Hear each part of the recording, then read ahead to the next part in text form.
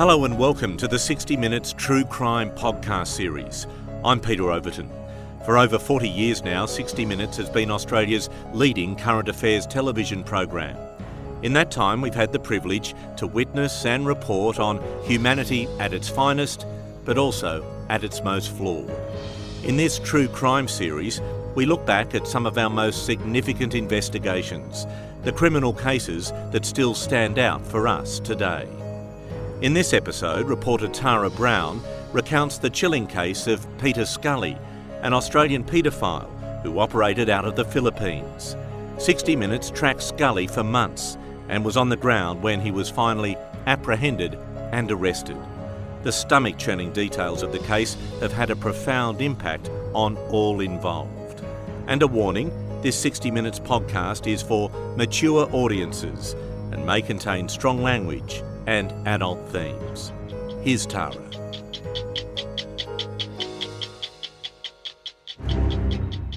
Behind every 60 Minutes story are people. The very best people and also the very worst. For all my years of reporting, it doesn't get much worse than paedophile Peter Scully. The perpetrator of these horrendous acts is the most depraved individual I've ever come across in 26 years of policing. I've never seen anything like this. Peter Gerard Scully is one of Australia's worst paedophiles. From a decrepit shack in a remote corner of the Philippines, Scully operated a lurid yet lucrative business.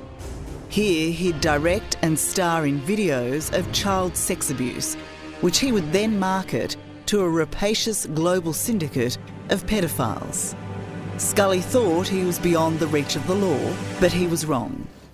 In 2015, 60 Minutes joined special law enforcement agents, including the Australian Federal Police, in the Philippines in their international manhunt for this monster. Give me your name. It's Peter Scully. What? It's Peter Scully. Peter Scully. Okay, Peter Scully, we have 6 warrants for your arrest. Wow. Okay? This podcast will take you inside the Peter Scully investigation, how 60 Minutes helped track down one of Australia's worst paedophiles, and we come face to face with the depraved predator in this behind bars interview. Why do you rape young children? Here in the Philippines, if a girl is under 13 and you touch her anywhere sexually, it's rape. It's statutory rape. Right? Doesn't mean you actually had sexual intercourse. And a warning, this content is confronting. The Peter Scully story begins in Melbourne in 2011. Back then, Scully was a financial crook on the run. He'd rorted unsuspecting investors of millions of dollars and had been charged with 117 fraud offences. Scully fled Australia for the Philippines. But Detective Paul Hopkins from the Australian Federal Police was soon on Scully's tail. We had given photographs out to the Philippines National Police to look for him in case an extradition was sought for the fraud. Could they find him? At that stage, no. They had had a look and the photos were distributed to various police stations, particularly in Cagayan de Oro, where that was the last place that he was heard of. 4 years later, Scully's crimes had gone from fraud to something far more sinister. He would be wanted for the most horrific crimes against children. What is the case against Peter Scully?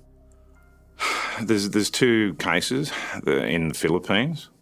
The first case is led by the Philippines National Police, and that is the slavery, the fact that he's kept those 2 young girls in a house and sexually abused them, tied them in dog chains and allegedly made videos of them. That's one case. The second case is the holding of young victims and sexually abusing them, and then unfortunately and horrifically ended in the death of one of the victims.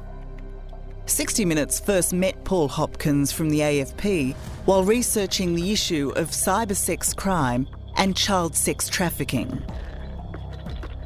It was during Paul's secondment to the Philippines that it was discovered Scully, wanted for fraud, was also now the most serious suspect in a sadistic case of sexual crimes against young girls. And so began our close association with the authorities as they embarked on an extensive and difficult manhunt. Police called us in when they believed they were close to catching the pedophile. Frustratingly, it was a false start. The trail went cold, but no one was prepared to give up, and that commitment paid off. Not long after, we got the call again and were there when the authorities tracked down Scully.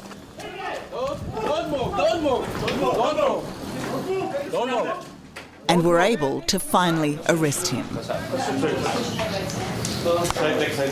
have the right to remain silent. Huh? You have the right to have your own culture. Okay? Anything that you might say may be against May be used against you. So you better not talk. Huh? Give me your name. It's Peter Scully. What? It's Peter Scully. Peter Scully's methods of attracting his young victims were insidious and sickening. He used his own teenage girlfriends, who seemed unthreatening and trustworthy, to lure the poor and vulnerable. On his behalf, they would entice starving street children with food before delivering them to Scully, who would mercilessly torture and sexually abuse them. For me, I'm just hoping to get out of here. But I'm not thinking if I can get out of here. Because what I did, I will be old here in the jail forever. On first impressions, 18-year-old Carme Ann Alvarez seems even younger than her tender years, sweet and childlike, but she will spend the rest of her life in prison. Alvarez was one of Scully's girlfriends, but first she was his victim. Her first encounter with Scully gives us a chilling insight into how he operated to trap unsuspecting young girls. How did you meet Peter Scully? I met him in a bar with foods, and I go to him because I feel so hungry because he's sitting there with his girlfriend before, and then I asked him some food and drinks with her girlfriend.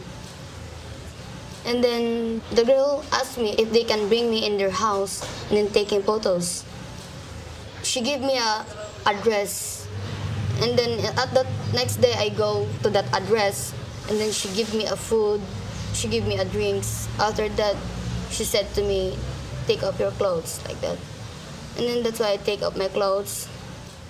Then she gave me a sexy undies, sexy bras.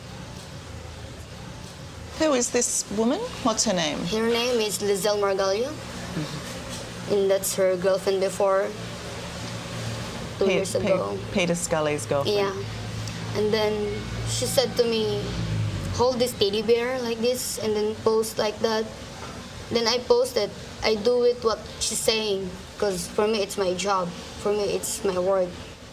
And how old were you at this stage? At that age, I'm 15. Yeah, I'm 15 years old. Desperately poor, Alvarez was a teenage prostitute who soon became deeply entangled in Scully's dark web. He told me he's broke up with her girlfriend, he's broken like this, he needs some girl to take care of him. So I leave my boyfriend, I leave him because I chose Peter, because he said to me, I get you back in the school, and then he's lots of promising to me. Convinced his promises would give her a better life, Alvarez agreed to become Scully's girlfriend, replacing Lizelle Margallo. But very soon, Alvarez discovered she had no choice but to become Scully's accomplice if she wanted the relationship to continue. Scully would soon ensnare Alvarez deeper into his sinister operation by suggesting that they take street children into their home. He said to me, can we adopt some street kids? And I said, I don't know, I don't think so. What if my sister to live with us? Then he said to me, no, I don't want your sister, I want a street kid to help them, he said. So I didn't think he had a bad idea about these kids. So I go in the city, then I meet these two kids. Then I said to these kids, you want to come with me? And then the kids say, Yes. So are they sisters? Are they? No, they're cousins. They're cousins? Yeah. So you asked them to come home with you? Yeah. Because Peter wanted 2 girls? Yeah. And did he tell you what age he wanted? He told me. What did he say? He say he wants 9 and 12.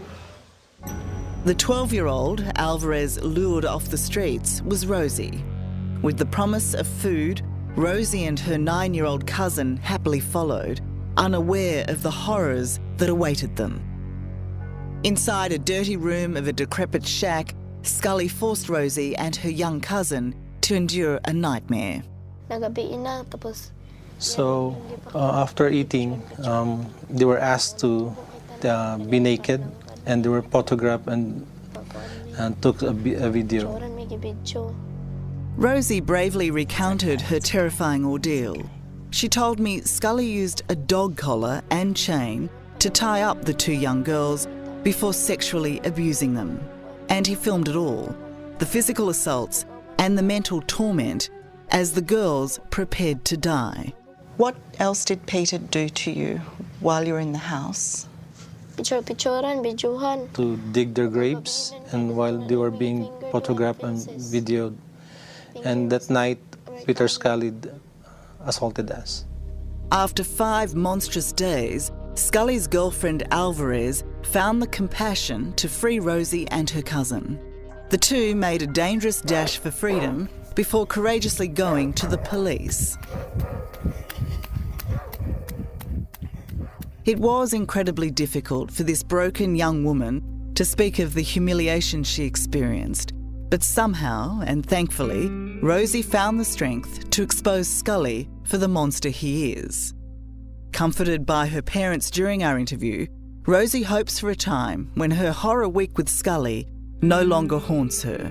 Do you think you'll ever be able to get over the events there in that house? Do you think you'll ever be happy again and not think about them? Perhaps when I grow up. I hope so. I hope so. As appalling as Rosie's ordeal was, the depths of Scully's depravity were yet to be revealed.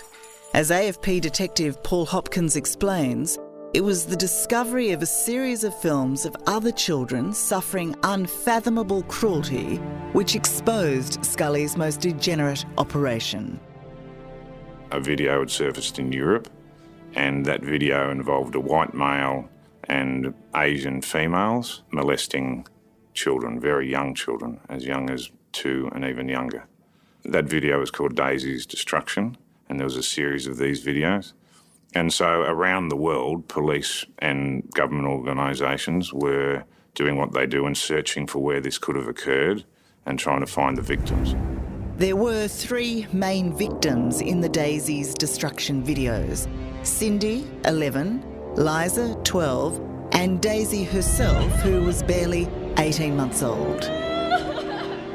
The films showed each young child tied up, drugged and tortured by a lanky male foreigner and a female Filipino accomplice whose faces were disguised.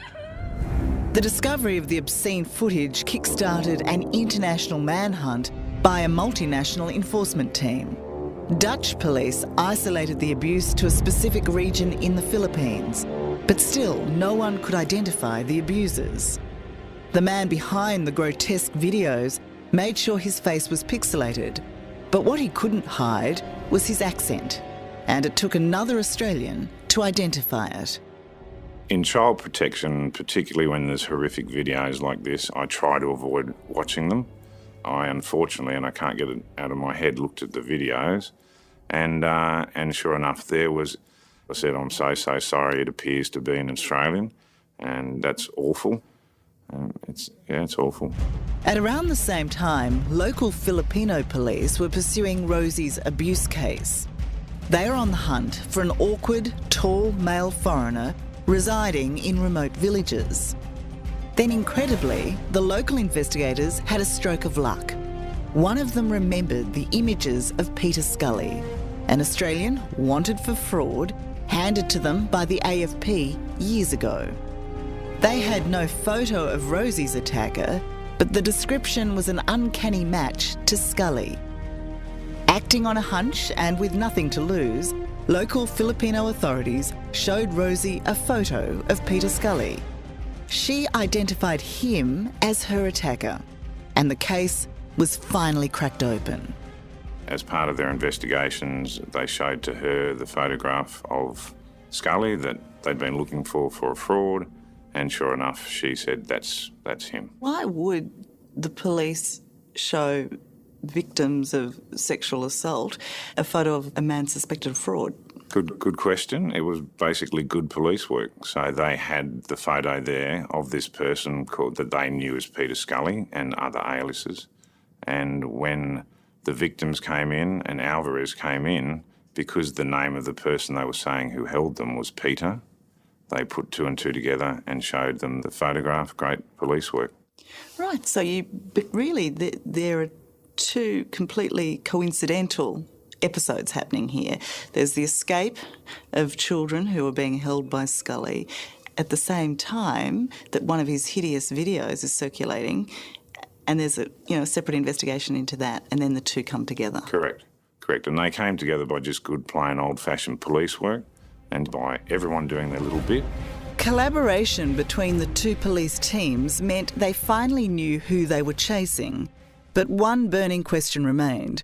What had become of the three young victims in the Daisy videos? Whenever I remember the video, sometimes I cannot really help myself. I cried. Yes.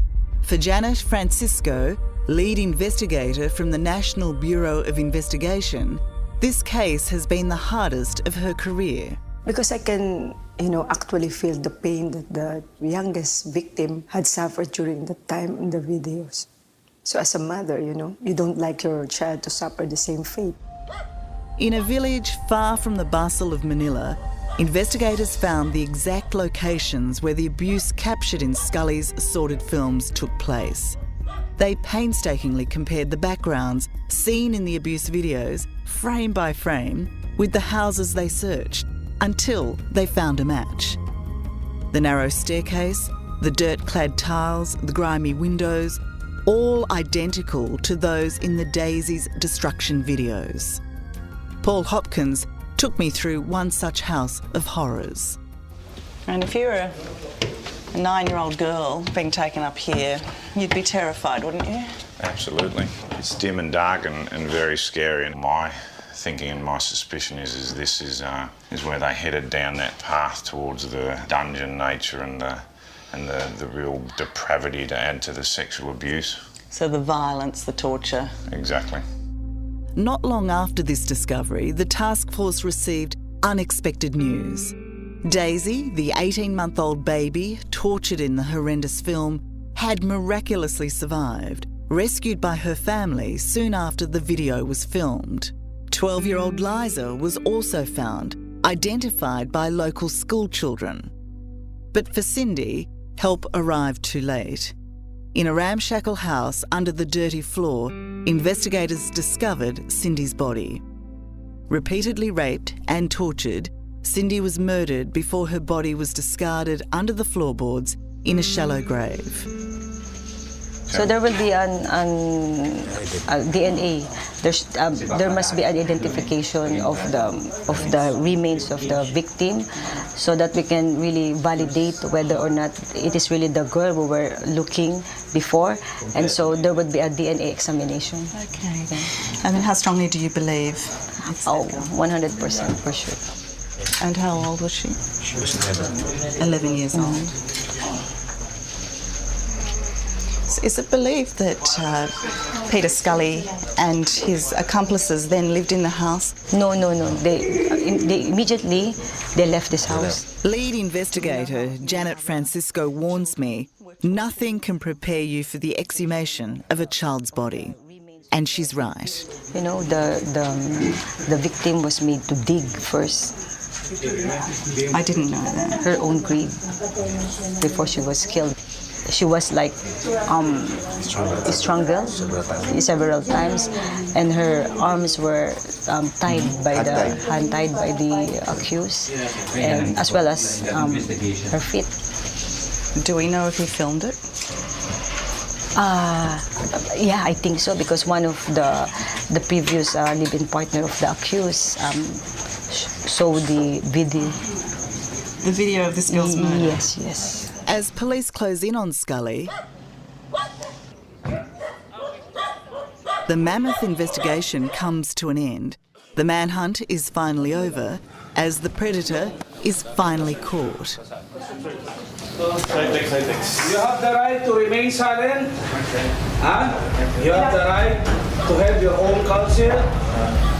Give me your name. It's Peter Scully. What?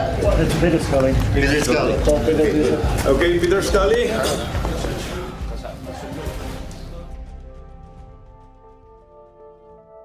But for the family of murdered 11-year-old Cindy, the torment will never end. Casualties of poverty, hopelessness and tragic circumstance, Cindy's parents placed their unquestioning faith in Scully on the promise that he would offer her a better life. Someone who they thought would educate and feed their daughter. It was a mortifying and fatal mistake. On first meeting Peter Scully, the most menacing thing about him is how unremarkable he is. For all the vile crimes he's accused of committing, you half expect some warning sign, some clue to the monster beneath the banal exterior. But of course there is none, which is what makes him such a successful predator. Are they treating you well in here? Yeah, it's fine. They're good people. The guards, the inmates, NBI, they're good people. It almost sounds like you're enjoying yourself. If you're locked in a room, can you enjoy yourself? I suppose you make a choice. You can be calm, you can be mad, you can be upset, you can be angry. Better you stay calm. Are you frightened? I try not to be. At the moment I am like, you don't live day by day. I can't live day by day because you don't know what's going to happen in 1 minute. Like this morning, I'm writing a very long story actually. What were you writing? The chief of the NBI, who's a very nice man, mind you, of course they ask me a lot of questions because there's a lot of questions to ask. And I, in my own mind, I can't answer them honestly because I don't know the answer. Why is that? Because the questions are simple, but the answers are not. What are the questions? Like a simple basic question, why did you do what you do? But which part of that is, what are you talking about? You know? Okay. Well, why don't I ask you, why do you rape young children? Yeah, that's a typical question they ask. Yeah. And what would the answer to be to that? The answer is, I don't know. I don't know the real answer. But right? you admit you do it. Here in the Philippines, if a girl is under 13 and you touch her anywhere sexually, it's rape, it's statutory rape. Right? Doesn't mean you actually had sexual intercourse.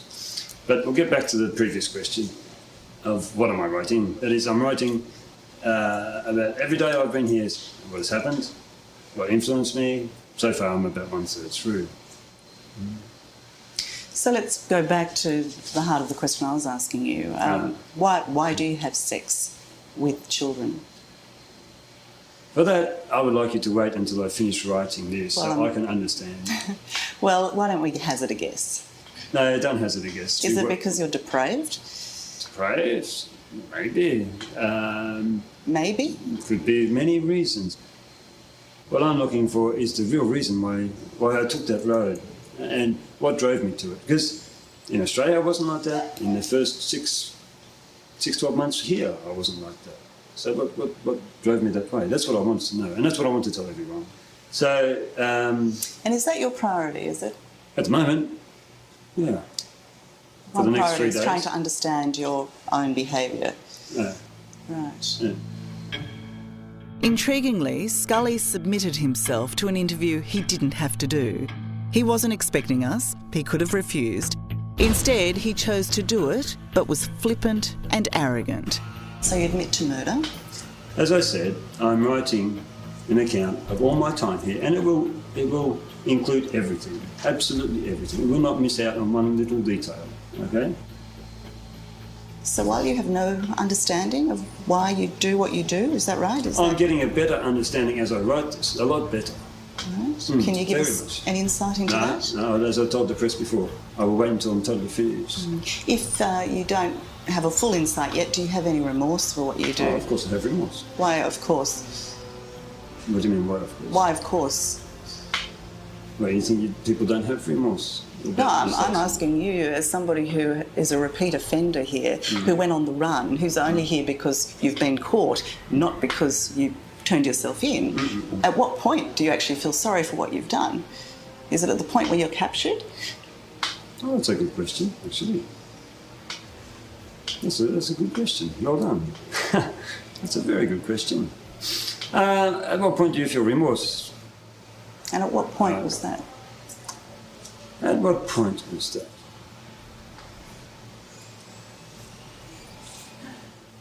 I can't answer that honestly yet. Why isn't it the point where you're actually raping somebody, violently torturing them? Why isn't it at the point when you kill a child? Why isn't it then? Why don't you realise the extent of what you've done at that point? Maybe you should ask a psychiatrist that question. I'm asking the man who did it. Yeah. So, for all those types of questions or types of answers, many other questions, I just ask you please be patient and wait until I finish writing. What about all the people you've conned money out of? Would you consider them victims? We're going back to the business. And cons, you have wonderful words. Well, you're the one facing 100 warrants on fraud, so I think my definition is, my use of the word is quite appropriate. I won't comment on that because you're so far south, it's just ridiculous. Yeah. Anyway, are we almost done? Because we're going around in circles. I'm not finished yet. All right. Okay. We believe that there is still one girl missing. Where is she? From now on, my answer will be, everything will be in the journal. You can keep asking questions, but that will be my answer. What is it about you, Peter, that hates children and women so much? I might address that in the journal. So you accept that you do? I don't accept anything, mate. But I might put your question in the journal as a question and answer afterwards. And as a parent, how can you reconcile what you've done to children? Next question, please. Do you accept that you were ruining their lives as soon as you came in touch with them? In the journal. So you really have no sympathy for these people, for these kids? That is definitely in the journal. I think we are finished. I think we are. Okay. He can get up. Get up, please. Thank you. For many officers working the case, like Paul Hopkins from the AFP, Scully's eventual incarceration was bittersweet because it came after so much damage had already been done. The mere sexual abuse of children is one of the most horrific crimes there is. It doesn't get much worse. In this case, it did. It's not just sexuality, which is awful, it's brutality as well. And to do that for other people's gratification, how can you comprehend that? As a parent and as a human, how can you comprehend that? It doesn't make sense. How do you forget the images that you've seen? Yeah, I don't think you can ever get it out of your head. Upon reflection, there is much tragedy in the Peter Scully story. That Scully was able to convince his girlfriends to lure street children through food and shelter into his clutches is confounding. That there is such a widespread market for the vile videos Scully produced is sickening. And the fact that impoverished parents blindly handed their children to Scully on the promise that a complete stranger would offer them a better life is heartbreaking. But sadly, this wretched narrative is all too familiar to Filipino investigator Janet Francisco. You know, I observed that the Filipinos are mostly the victims here because we are poor. Because that's why, you know, foreigners take advantage of our condition. So, you know, my countrymen would be lured by the promises of those people. So I just wish that, you know, in God's time, my countrymen will really, really think very hard before they give their children to foreigners, to other people, because no one can really take care of their own child except them. We have to educate them of, what is really human trafficking, how can they avoid it, and prevent the abuses that may be committed by bad people. The investigation of Peter Scully reveals just how bad people can be. Scully remains in jail while on trial in the Philippines. He is facing judgment on 75 charges made against him of child murder, human trafficking, rape and torture, as well as the production and dissemination of sadistic child pornography. If convicted, this 55-year-old will never be released. His incarceration giving relief and some freedom to his young victims, who will never again be hurt by Peter Scully.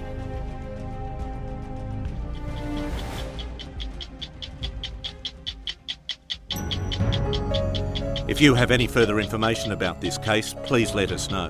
You can contact us through the 60 Minutes Australia website. The original 60 Minutes story, Catching a Monster, was reported by Tara Brown and produced by Rebecca Latorna. Podcast narrator, me, Peter Overton. Podcast producers, Lydia Bilton, Liz Little, Helen Lunn and Tula Udawenko. Sound engineering and design, Joe Lee. Executive producer, Kirsty Thompson. If you would like to watch any of our stories, including Catching a Monster, just head to the 60 Minutes Australia website. To hear more 60 Minutes podcasts, make sure you hit subscribe on iTunes. I'm Peter Overton. Thanks for listening.